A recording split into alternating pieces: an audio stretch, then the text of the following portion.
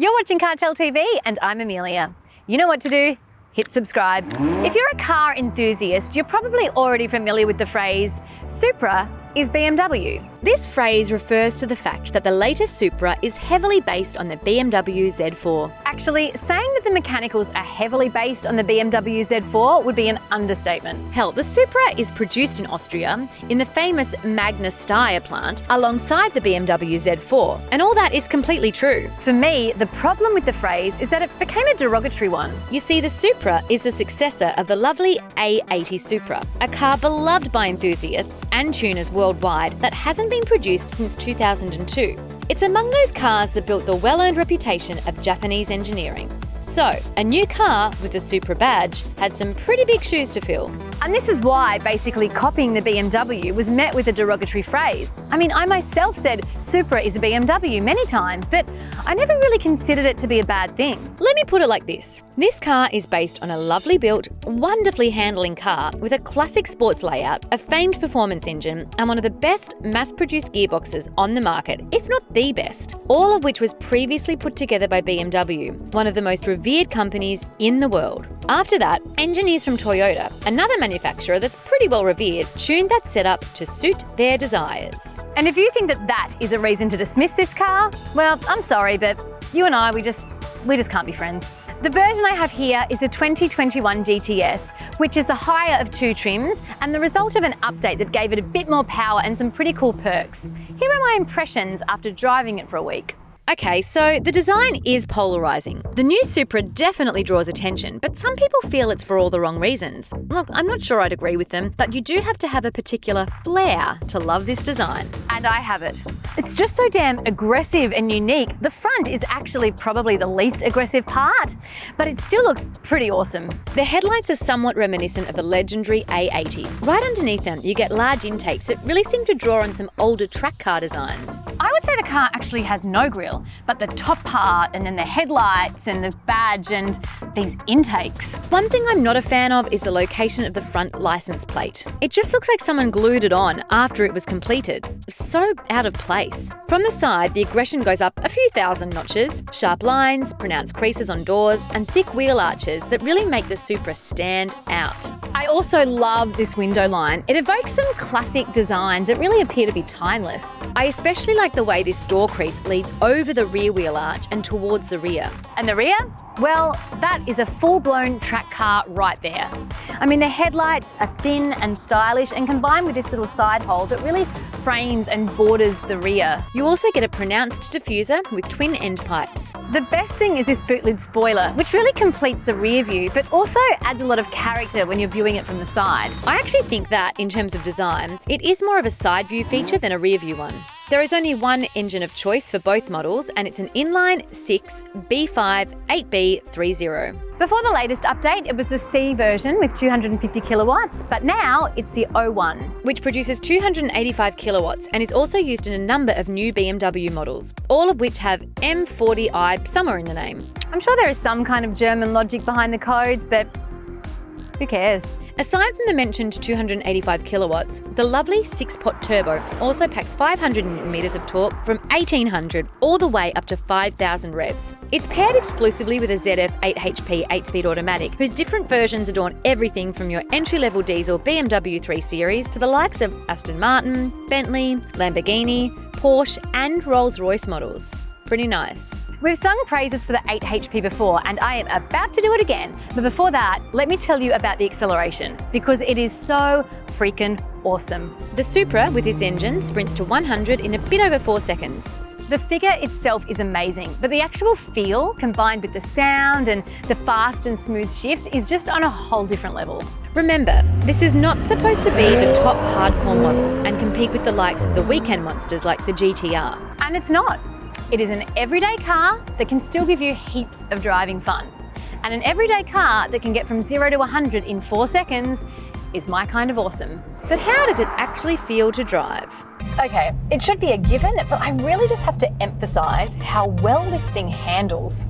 One of the things that Toyota worked to tweak was the handling, and I cannot emphasise enough what a good job they have done. Drive it peacefully on the road, and it's a nice everyday car with a bit of sporty stiffness. that serves more to inspire confidence rather than completely rock your kidney stones. Get on a twisty road or even a track, turn on the sports mode and it becomes a beast that handles so well, obviously drawing on those BMW underpinnings. Once again, that's a good thing. It takes just a little bit of experience to become comfortable with the physics imposed and really utilise the performance abilities of this car. Steering is precise and responsive. Suspension is firm enough to keep you in track, but never too firm to become juddery and make you lose control. The weight distribution of that front engine rear-wheel drive setup gives an additional benefit for every driving enthusiast. Handling of this car has a lot of character, but if you are reasonably attentive and rational, it never threatens to throw you off balance. It is a joy to throw into curves, and that limited slip diff, it's a really welcome sweet addition. And then there's the engine. The sound is just amazing. And the resonators do a really good job at keeping the sound more subdued in normal conditions and a little more aggressive when you want to hit that pedal. But that is just the accompanying soundtrack. The main roles are given to the powertrain combo and suspension. When cruising, the gearbox keeps the revs nice and low, just enjoying that low-end torque.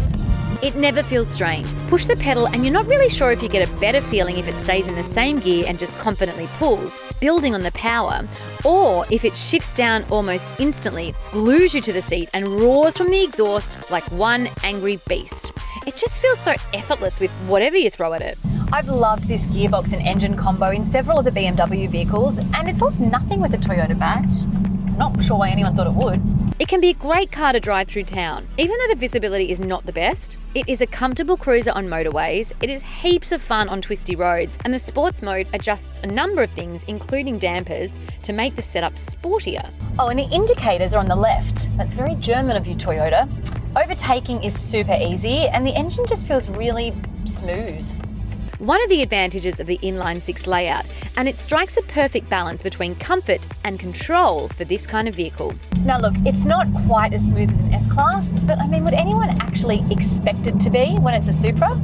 If it was, it would defy the whole purpose of it actually being a Supra.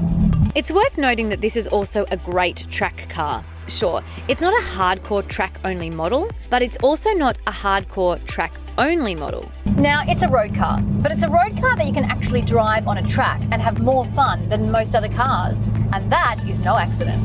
For example, Toyota allows you to customize a sport mode and choose the way its features work. It also allows you to turn off lots of the safety features completely, which is incredibly useful on the track. If you've ever been slowed down by electronic nannies while approaching the racer in front of you, you'll know what a good idea this is. I mean, imagine if you're going round the bend and you're in the Supra and the Supra starts slamming on the brakes just to keep a safe distance. I don't want to keep a safe distance. The interior is obviously based on the BMW Z4, but it does not look completely the same. In fact, it looks like something that Toyota would design for a Supra from ground up. It is simple and practical, devoid of convoluted concepts, very easy to use and ergonomic. There are physical buttons for pretty much everything, which is a great feature and quite a dying one nowadays with touchscreen everything. In fact, you can pretty much control most things without having to look, which is great. It means you can concentrate on driving. Of course, you get features like wireless charging, a USB port, cup holders, a small cubby behind them, and a glove box. You do get door pockets, but they're really small. The seats are great. They look really sporty, but they're also supportive enough, and they're pretty comfortable. But you know, like any sports car, you're probably going to feel it in a longer trip. Let me tell you about a great benefit related to BMW once again. You don't have to deal with a Toyota infotainment system. I know Toyota isn't going to be a huge fan of this point, but iDrive is just better. I also love the iDrive controller that adds a touchpad on top of the knob, which really makes things easier. I was hoping the screen would be larger than this 8.8 inch. We get used to seeing bigger screens as standard now, but I mean, it's fine. Something that isn't fine, and due to some reasons exclusive to some markets, including Australia, is you don't get Apple CarPlay or Android Auto. And it's just really disappointing, especially considering it should just be some software. So hopefully that changes soon. Also, despite this being the higher of the two trims, and despite getting an upgraded JBL sound system, it doesn't really sound top-notch. It's good, but the Supra comes with a premium price tag, so a creme de la creme sound system would be warranted. The boot has the capacity of 290, which is okay for a sports car. The opening is not wide, so don't go expecting to put huge things inside, although I do like that it is connected to the rest of the cabin. Now for the safety. Whether it comes from BMW or Toyota, the Supra is a pretty safe car. It comes with loads of the latest safety features, including a reversing camera, front and rear parking sensors, AEB, ABS, lane keep assist, blind spot monitoring, active cruise control and rear cross traffic alert. Even a cabin this small gets 7 airbags. They've really hit the driving sweet spot with the Supra. It actually feels more driver oriented than the Z4, and that's not easy. The engine and gearbox are just perfect, so effortless and smooth. Adaptive suspension gives the best of sporty comfort and performance depending on the drive mode, and handling is out of this world. It's just so engaging and fun.